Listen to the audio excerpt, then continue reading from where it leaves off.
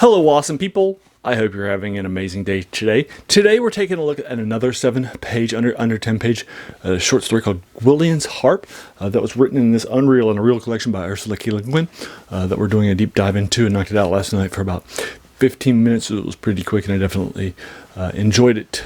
And like a few of the other short stories in this collection, it's not in the fantasy, horror, or science fiction genres. Two of those that she was definitely well known for, won some Hugo's and some stuff like that. And so she's heavily influential, particularly on modern fantasy. So we'll be doing my review then of Gwyllian's Harp.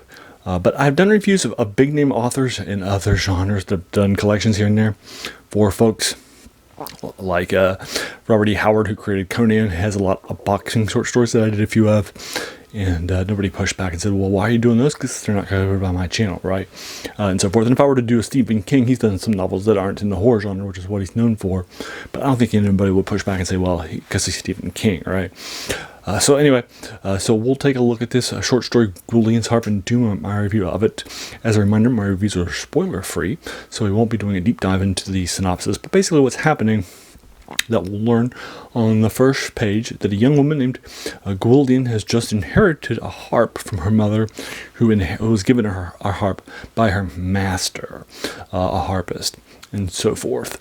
And now the harp is hers after her mom died at a young age, leaving our Gwyllian pretty young, and so forth, and just inheriting this harp. And so we'll learn more about the harp and things about it and so forth, and we'll follow her as she's playing in various places and so forth. And then that's it. That's the story of Gwyllian's Harp for you folks. Now, it's not exactly this wall banger of a short story. It's not this strong feel. It doesn't have this fun ending that you weren't expecting. It doesn't have a whole lot of like drama or cool things that are happening or anything, or surprises or anything like that. It's just a story. It's certainly well written, right? It's Ursula K LeGuin, but it's not this gripping, great story. It's just sort of a nice story that's in between, other short stories in this collection, right? Of 39 short stories and more than 700 pages. So I'm not really feeling it, although I certainly liked it. It just doesn't. It's not something that I'm really feeling as this great story, right? That used its quick length well, that gave you some great stuff, right? To give you a surprising. Nothing like that happens. So I'm only going to be giving this, even though it's well written, a 6.5 out of 10 for you folks, because it is definitely a fun short story, but it's not exactly a winning short story that definitely pushes you or pushes the next level or anything like that. But it's still well written.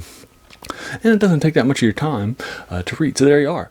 That is Gwyllian's Harp by Ursula K LeGuin. Now, I talked about how influential she was. For example, we reviewed two of her sci-fi novels, one of which was called The Left Hand of Darkness, which is a key novel. And I read it about 5 or 6 years ago, and then I reviewed it for this channel a couple of years later. I also read a novel for this channel that was on my bucket list called The Lathe of Heaven. That was one of my favorite novels that year for you folks.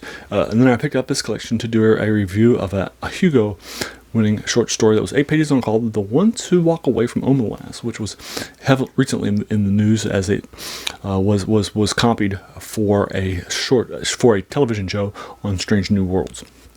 Which I said, well, I want to read it now because now I've heard about it, right? And then I was like, well, since I got this giant collection, let's go ahead and knock it out, which I'll link you to in the comments below if you want to follow along. So there you are. Go ahead and leave you to it. I also talked about how influential she was on modern fantasy, right? So, for example, her Wizard of Earthsea series, which is just 6 books long, created the genre of the kids at school. At a wizard school, young wizard talented people from outside who are learning that there are wizard powers and so forth, and that they have that you see in modern series. It's like the Harry Potter series, for example, and so forth. So that's how she's heavily influential, particularly in fantasy with that series. So there you are. The worst thing about new books is a quote by a French philosopher, Jacques Joubert, who said that the worst thing about them was that they kept us from reading the old books. And this author, who's written decades and decades ago and read tons of novels and short stories in my genres, is obviously a key thing to do a deep dive into, right? As a passion for that channel. So there you are. Go ahead and leave you to it. Have you read Gwyllian's Harp? If so, what'd you think about it? Let's talk about it in the comments below. Do you agree or disagree with my 6.5 out of 10? If so, let's talk about that too. If you enjoyed this, why not hit that subscribe button? There's going to be a lot more to follow.